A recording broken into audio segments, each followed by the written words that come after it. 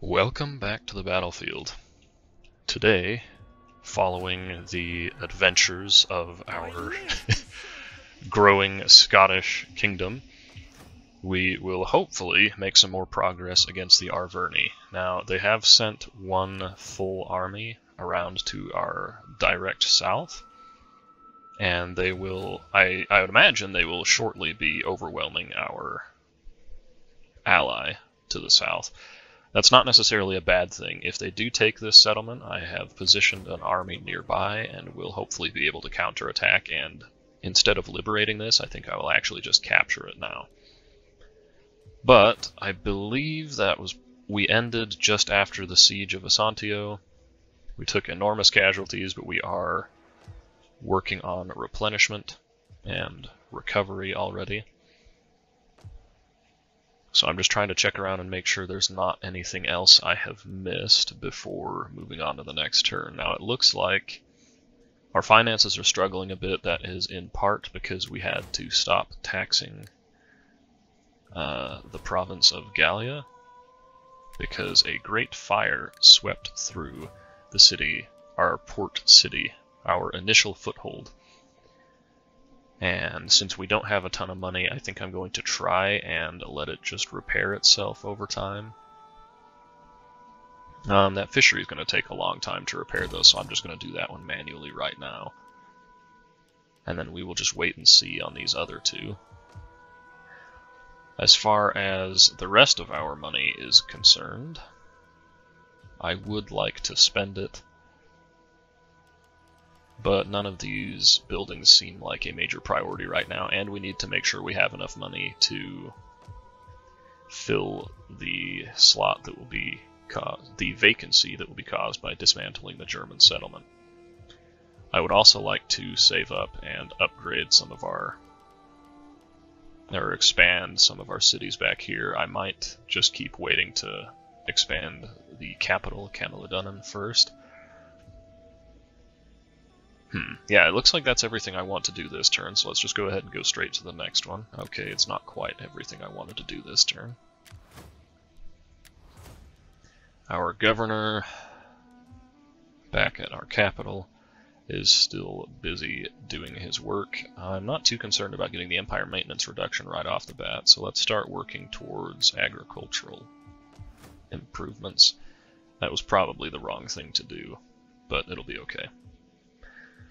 Alright, so now let's end the turn and see what happens in the next. And while the end turn is processing, real quick, I am considering cutting this campaign a little bit short of what I would normally do for a campaign. Normally I like to play through usually until I get to the military victory conditions.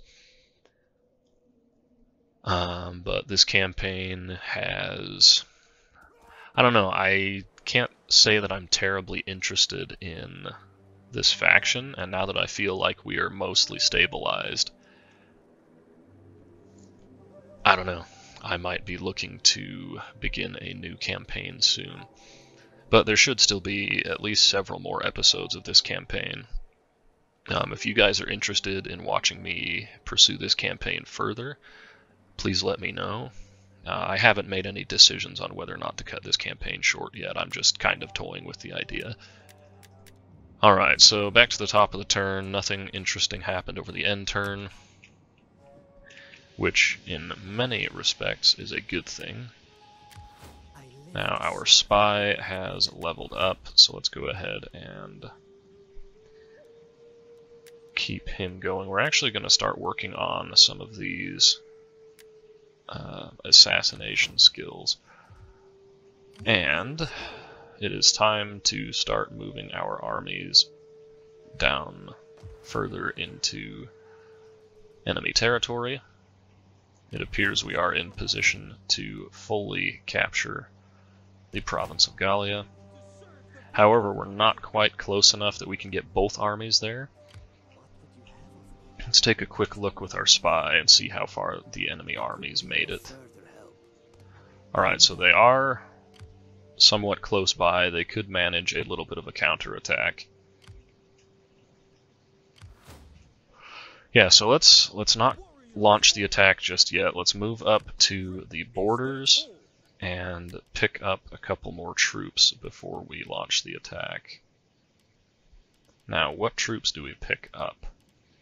I think we may as well go with some of these spears.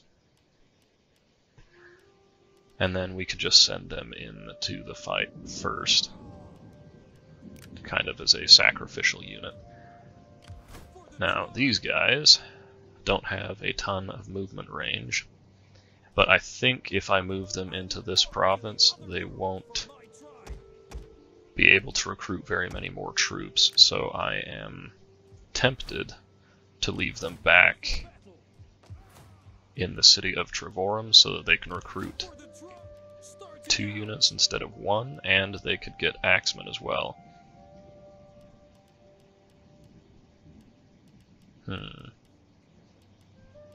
Yeah, let's go ahead and pick up a few units of axemen. I would like to get some mercenary Germanic berserkers, but I think they're not available until I get a little bit further east. Alright, now next turn is summer. There won't be any movement penalties, so I'm hoping we can get this army all the way up to the front line at the beginning of the next turn. Now over here, let's go ahead and repair the guard's hut, and we will leave the horse pens to repair themselves because they are almost back up to full strength.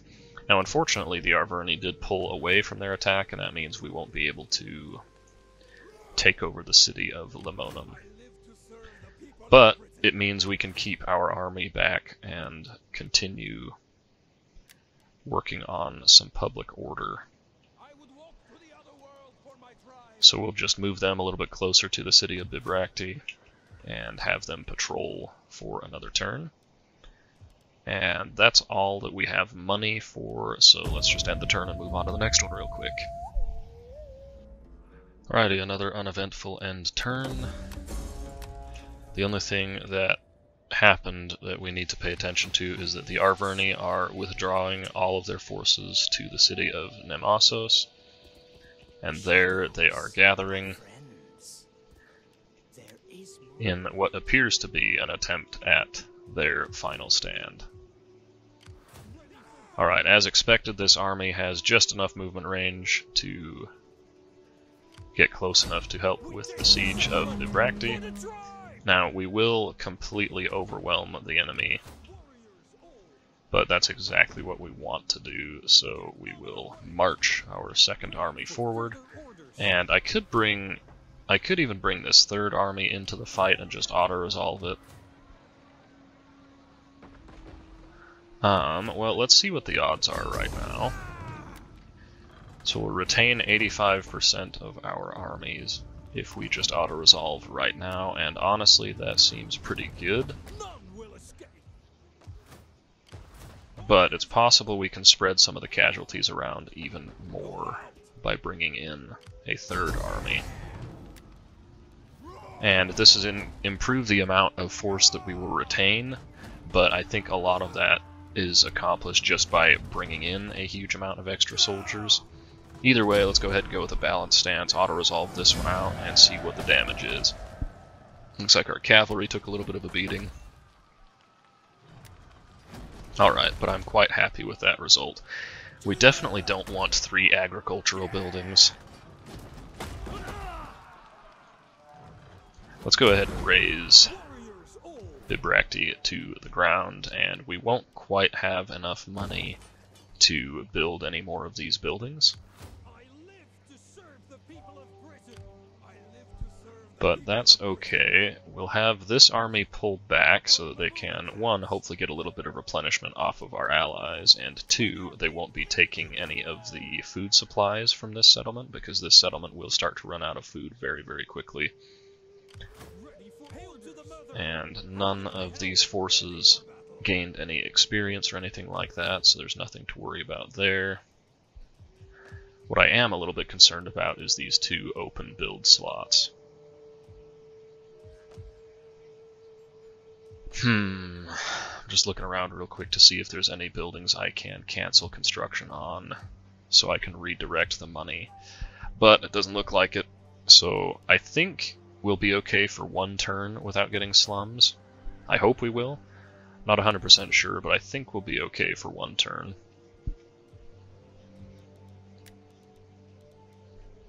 So let's end the turn and find out. Alright, over this end turn, all that happened is the Arverni requested a peace treaty. Obviously, their request for peace will be denied, and we will continue marching on their territory. Now, it looks like we did get away with avoiding slums, but we still don't have enough money to build both buildings here. So I think we need to try and find a way to make some money, and the immediate idea is to launch an assault on the Arverni. But I'm not entirely sure we are ready for that just yet. So what I'm going to do is tax the province of Gallia again, so that our income will be boosted a little bit, and I want to start reorganizing this army. So what I'm going to do is get rid of most of the spears. We'll start out with the lowest veterancy ones. That'll save us a little bit of cash, and it'll also leave space for us to start recruiting cavalry. We won't obviously be recruiting any of that cavalry just yet, but at least now we are ready for it. Up in the north, we do need a little bit of public order help, but I'm going to shuffle the armies around a little bit because the Woad Warriors have substantially higher movement range. So I will be sending them a little bit further away and having them patrol. I don't think the Arverni armies will have the movement range to attack us at Bibracte. That's a bit of a gamble, but I think it'll be alright. Now, we should expect to get some slums over here, unless I have a family member that can embezzle some funds, which is exactly what we need right now. Just enough to get another building going and prevent the slums from popping up. We don't want to be embezzling money very often, because we can't really afford the public order hit. Or the loyalty hit, rather. I'm going to go ahead and rotate this army around to our west and have them patrol. And we do have enough money to continue some building upgrades, but I'm just going to hold on to it for the time being. And really what I ought to do is start recruiting some more units for these armies while I have a little bit of a reprieve. Yeah, we'll go ahead and pick up another unit of Gallic swordsmen. And then we'll end the turn and see what happens. Soon. One of these days I'll remember to actually check in on my agents. One day. We could probably do with a little bit of extra public order, and I always love to get the extra research rate. So we will work on that. As usual, not much happened over the end turn. We don't have many enemies, so there's really not too much to worry about over each end turn. I do want to try and get some improved relations to our east, but for now it is looking like that's not really an option just yet. I should also point out that the further south we go, the closer we get to discovering Rome, and the sooner we discover Rome, the sooner Rome will start sending armies after us. So we need to be a little bit careful with that.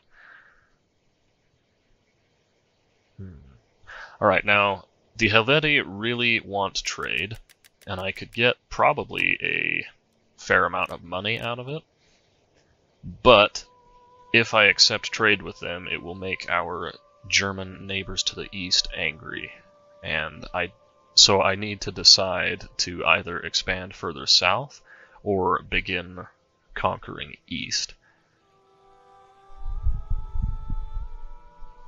And I think I would like to go south first, get up to the Iberian border, and then I can use one army in a defensive posture, and then I can start worrying about the east. So I'm not going to make friends to my south right now. The other thing I would like to do is start getting ready to betray my military ally to the south. But we're not quite at that stage yet.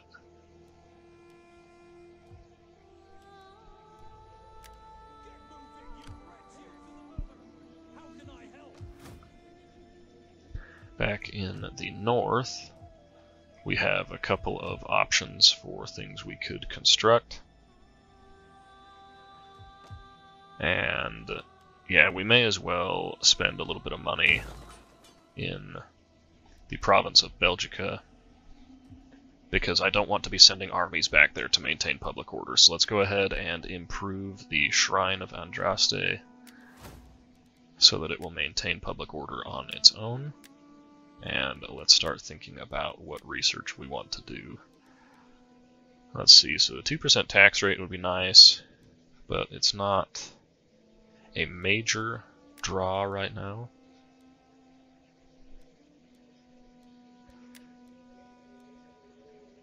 However, I do need to start working towards land reclamation. So let's go ahead and... oh wait, that's not even the one I was looking at earlier, I was looking at this one. We need to start working towards the tier 4 farms, so we will get fertilization on the go.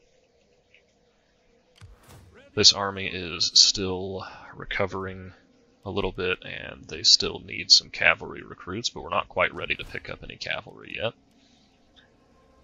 So they will continue to hold in a defensive position, and I think that's all we're going to do this turn.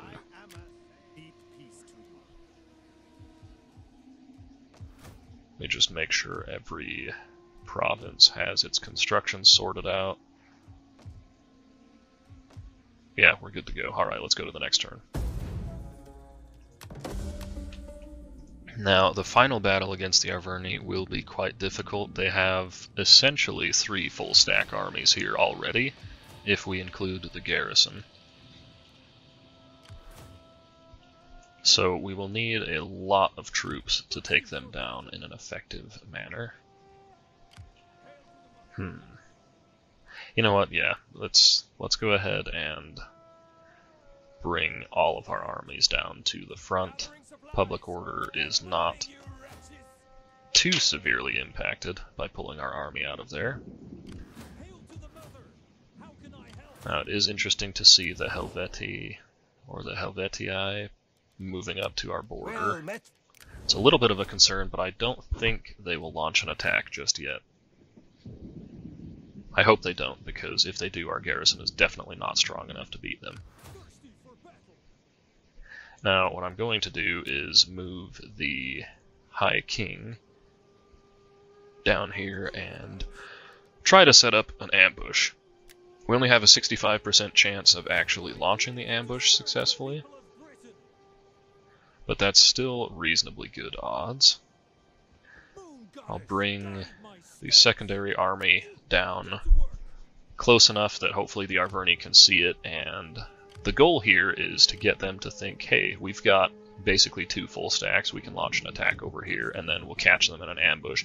Even if the ambush doesn't work, we can still fight them in an open field battle, because we will have 2 armies versus what'll basically be their 2 armies. They'll have slightly more than that. Alright, finances are looking pretty good right now. So, let's see where we need to spend the money. I really need to work on the massed charge so I can get the meeting halls going. That'll probably be the next research I do. Now, where do we continue construction first? Let's go here and here. Right? No, let's do that. So that's pretty much all of our money out the window again. But cultural conversion and public order are really, really important to maintain, because if you're spending time with your armies putting down rebellions, then you can't spend time expanding and conquering, and we have a lot of conquering to do, so we don't want to be slowed down at all. Our governor back at the city of Camelidonan has gained more skill. I don't really need the public order. The research rate would be nice. Let's actually start working towards a little bit of empire maintenance reduction. It's not going to help a ton early on right now, but this general is fairly young, and every penny we save is... Is it a penny saved, a penny earned? Anyway, something like that.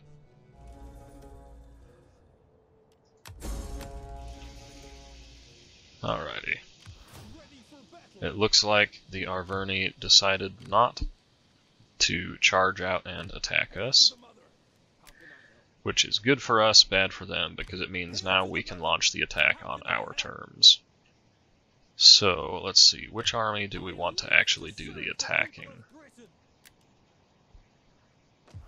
It'll be our first city in the province, so we definitely will want to loot it.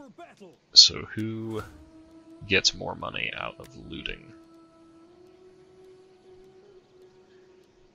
I'm not really seeing any pro-looting skills in our High King's army. But to be fair,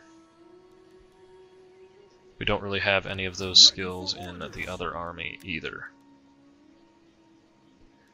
There's a little bit of extra income from raiding, but that's not looting. Alright, so it doesn't really matter too much which army launches the attack. Well, I say that, but it looks like the Hordes of Camulos might not even have the movement range to launch the attack. Alright, I stand corrected. They do have the movement range. We'll start bringing our final army into position. The reason I wanted to launch the attack with these guys is because the Woad Warriors have greater movement range, and it's possible that we could chase off some of these other armies. Alright, so they have elected to stand and fight, and we will meet them on the field. Before I get in there, let me actually check. So they do have some war dogs, but they're injured. 0 cavalry in the first army, and only 1 unit of cavalry in the second. So what we need to do here, especially since we outnumber them, what we need to do is basically throw all of our infantry into the engagement quickly, and then start wrapping around the flanks with our shock infantry and our cavalry. So we'll see how it goes.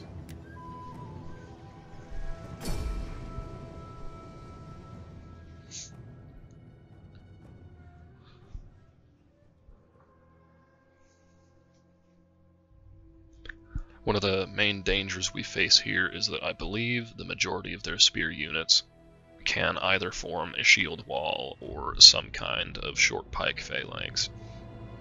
So fighting them frontally will be extremely costly.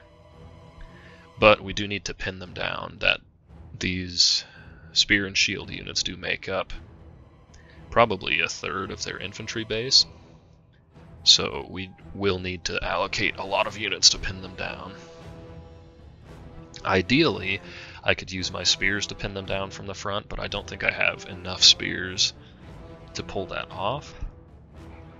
So we're just going to have to use kind of whatever we have in the area.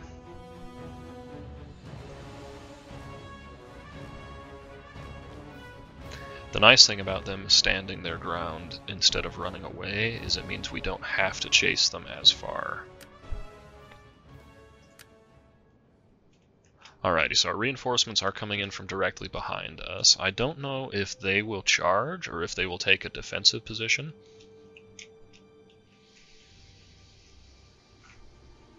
These medium phalanx infantry probably will take a long time to get up to our front line. So it might be okay to deploy forward and try and make advantage, or make use of this hill, take advantage of the hill. Okay, I don't want my slingers firing at will, because what I need them to do is focus on the enemy missile units. The less effort I can spend on the missile units, the better. I'm just trying to decide whether I want to take advantage of the hill, or whether I want to deploy further back and get my army grouped up.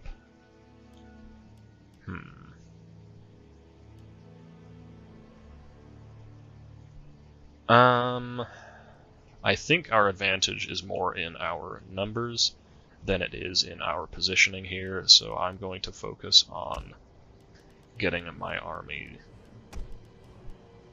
to fight together. Getting my armies to fight together, rather. Deploy the Swordmasters on the left flank. Definitely need to keep them in reserve so they don't take any unnecessary missile fire. This front line is a little bit wider than I would like it to be. It's a little bit too wide and a little bit too thin. So let's just take these 200-man units and shrink the formation a little bit.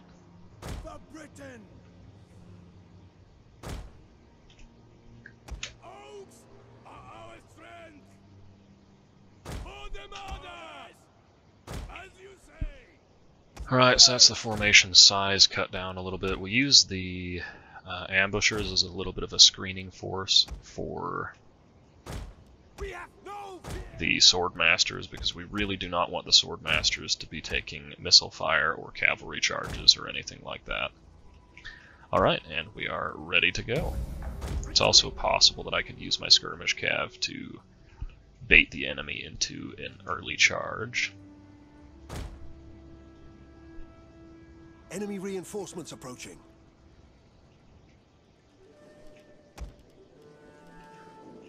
Alright, looks like they have decided to take a defensive position, which is just fine with me. It just means I will have plenty of time to get my army formed up. Let's keep both of the Swordmasters together. We'll just go shock heavy on the left flank. Warriors eager for blood. Fighters ready. Guilds!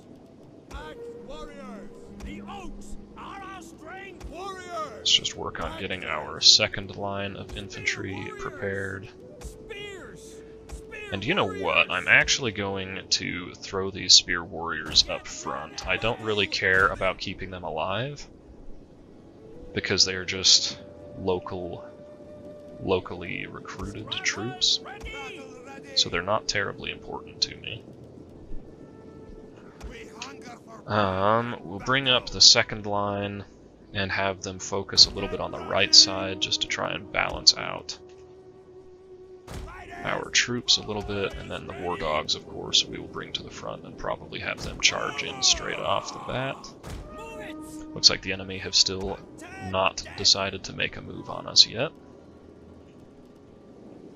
Bring the light cav off to the right flank. Yeah, we're stacking our left flank really, really heavily. Oh yeah, and I also need to decide what to do with these guys. We'll move them to the middle, and then you know what? We'll actually move all 4 of these axemen out to the right. So we have a nice solid center core of infantry with multiple layers of men. They have actually a lot more missile units than I kind of expected them to. Okay, let's go see if we can bait them into an attack here. Try and avoid their archers, and we'll just send the skirmish cav over to harass them a little bit, and we'll see if that's enough to get them to attack. In the meantime, I'm also going to reorganize a little bit here. Slingers! Deadly missiles ready! Horsemen! Yeah, because sometimes what you can do is as soon as you get in range of the enemy with one missile unit, it just triggers all of their attack orders. And the AI will start charging you, so that's what I'm hoping to do here, is get them to charge me. We have discovered the enemy's hidden units. Right, go on. Use some of your ammunition. I don't really care what these guys hit because I'm not overly concerned about getting a lot of kills with these javelins. Alright, now let's run away before their archers catch up. If we can avoid taking any damage here, that would be ideal. And we also need to move away from the edge of the map a little bit.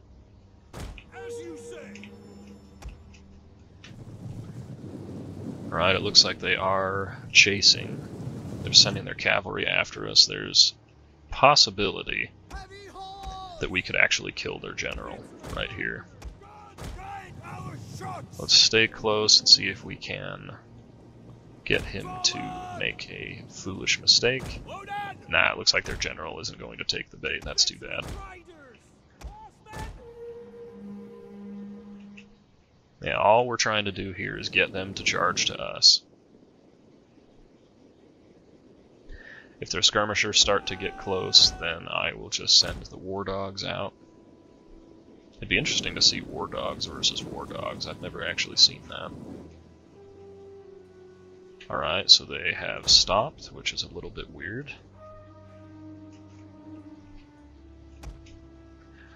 Let's move over this direction a little bit just to get even further away from this slight hill. We can go ahead and speed things up now. Alright, let's work around the flank with the cavalry. Maybe I need to move forward again. We're going to take some missile fire here.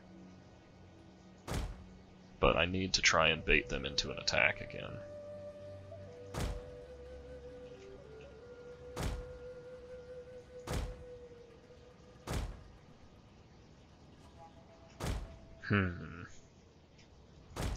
So they're not quite taking the bait just yet. Alright, let's start moving the army forward then.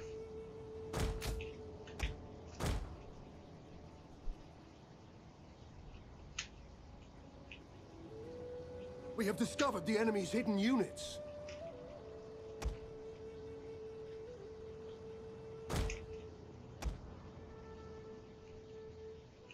Interestingly, they are forming two battle lines. I don't see this very often.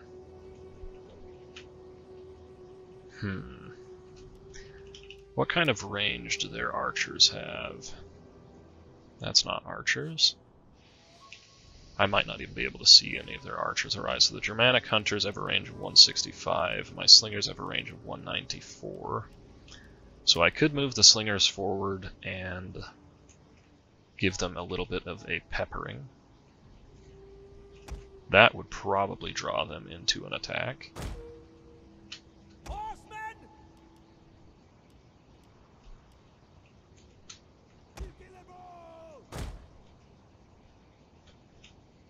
I think they're just reforming right now. I don't think they are making an offensive move yet. Alright, so let's go ahead and inch forward a little bit more.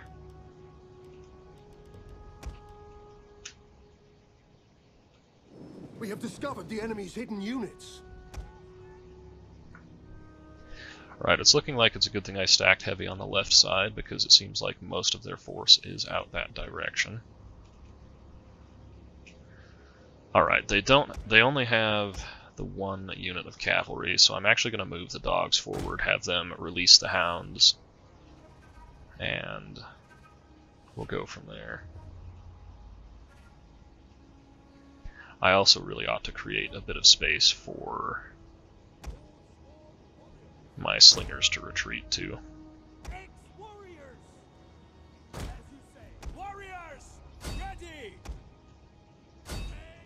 Alright, now I would rather have the dogs hit their skirmishers than their archers, because the skirmishers, 1, will last longer in a fight, and 2, will do more outright damage.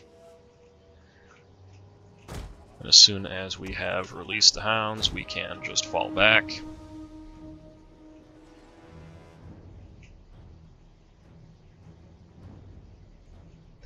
It's fine if they use their ammunition on the dogs, because the dogs don't actually mean a whole lot of anything. And while they are occupied, let's get our army a little bit further forward. Our hidden units have been discovered. The AI always knows exactly when you're charging, but the dogs have already managed to rout one of their units. Nearly. Yep, there it goes. Alright, so they've got me beat on the formation. I might just have to have my slingers fall back here.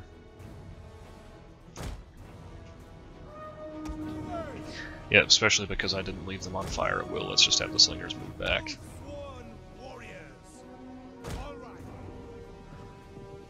And we will definitely want to get as much of a charge bonus as we can. Looks like we're wasting a huge amount of javelins on their war dogs, but war dogs can't do a ton of damage, so I'm not too upset about that. Let's start wrapping the axes around the right flank and start giving some attack orders. Alright, now let's charge in there.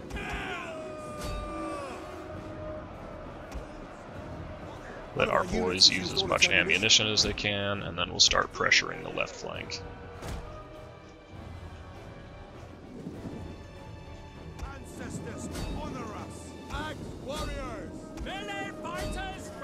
We might just have to charge here. Yeah, especially because our guys have decided to forget how to use their javelins. Hate when that happens. But it is what it is. Alright, on the right side, we are starting to get hammered a little bit.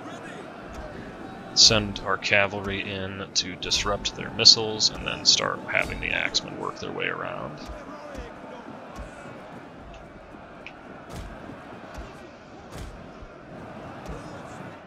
Alright, how's the front line going? Don't necessarily need to get them involved just yet, so let's have our axemen start moving in. As expected, the enemy is not holding up to our charges very well.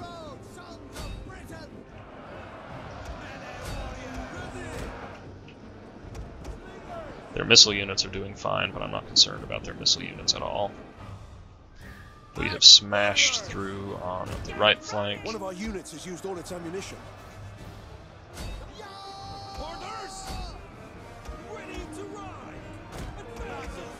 Alright, now the swordmasters are in position. Let's go ahead and send the axemen in to start fighting their phalanx units. Our front line is starting to get beat up pretty bad, so we need to get ready to move in. Alright, swordmasters, get through here. Cavalry, get around the flank. Lots and lots of cavalry back here that we should be doing rear charges with, but I'm quite sluggish on my micro at the moment. Alright, let's go pick off some of these skirmisher units where we can.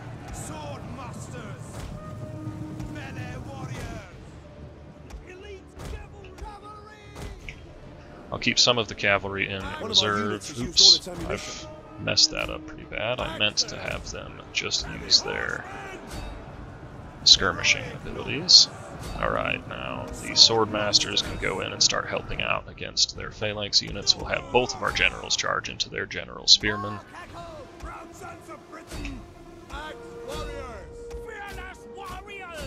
Okay, you guys throw your javelins. Okay, does one of these guys have Warcry? He does, but it's not needed because we have already eliminated the enemy general.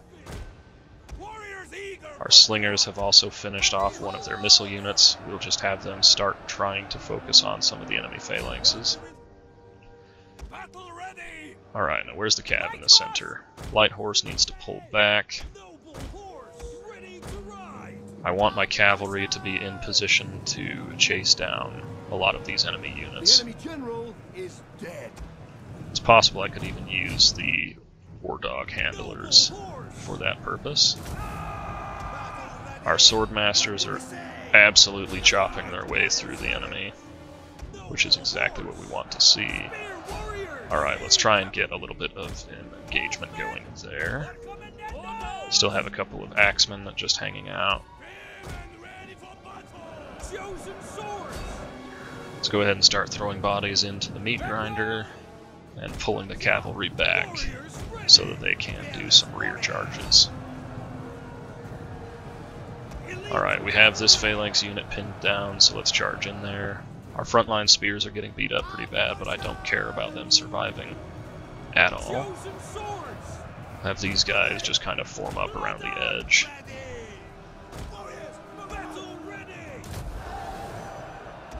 This general can go ahead and inspire the troops. This general can come over here and try and get in a side shot. We'll start sending some of the cavalry after these routed units.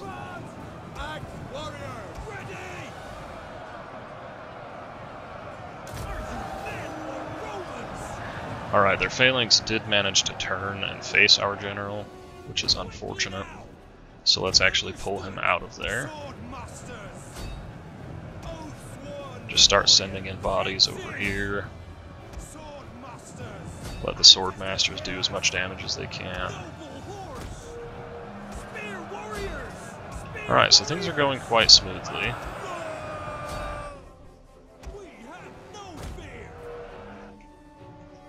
I don't see a lot of enemy units trying to retreat. We still have our war dogs out and about.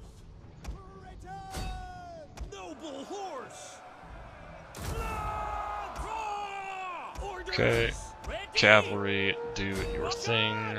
Axemen, do your thing.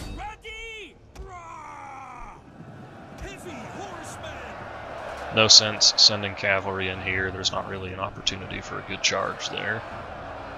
We could create an opportunity by pulling back, but it's just not really necessary. We've got a lot of our garbage spears doing the fighting there, and that's good enough for me. Alright, and now the task is run them down. So any cavalry units that are sitting still need to get involved. I'll keep one of them out of the front line for now.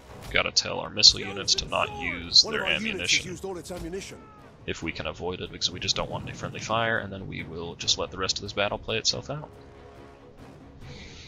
Alright, so our front line of spearmen, they took a bit of damage, but they held up well enough that we could get around the enemy, and that's all we needed them to do.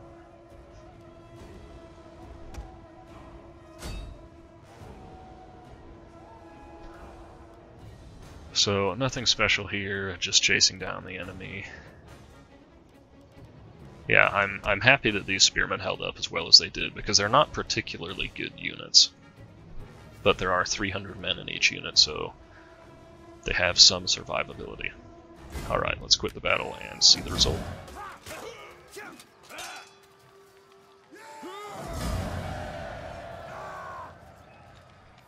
Alright, another happy landing. Well, we have almost entirely wiped out both of their exterior armies. The Swordmasters got a lot of kills, which we like to see.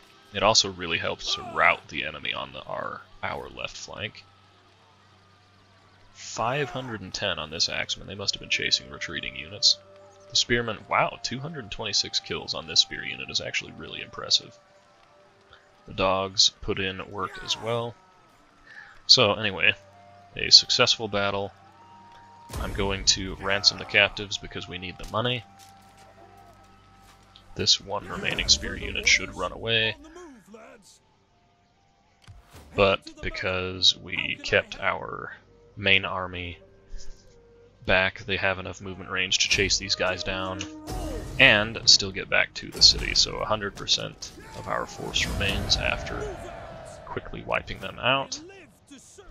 And then we can... Well, we could auto-resolve this. We would take pretty heavy casualties. So I think we will start our next episode with the final stand of the Arverni. As always, I hope you guys enjoy. If you do, then I look forward to seeing you in the next one.